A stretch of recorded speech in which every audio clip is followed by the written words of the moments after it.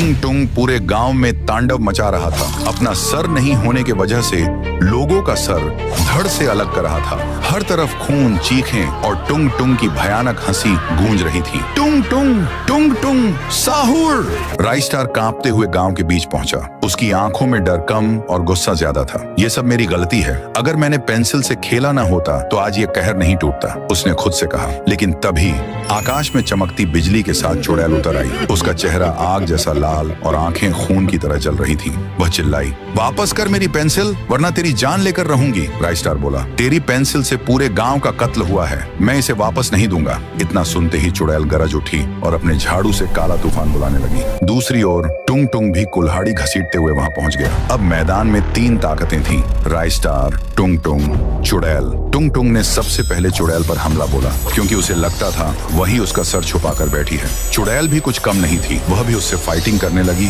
राइस्टार ने मौके का फायदा उठाया और पेपर काट के पेंसिल से एक आग का गोला बना दिया। अगले ही पल सचमुच आग का गोला उठकर टुंग टुंग से टकराया, मगर टुंग टुंग थमा नहीं। उसका सिर नहीं था, इसलिए दर्द उसे महसूस ही नहीं होता था। राइस्टार ने कांपते हाथों से पेंसिल उठाई और जल्दी जल्दी एक डरावना टुंग टुंग का चेहरा कागज पर बनाया।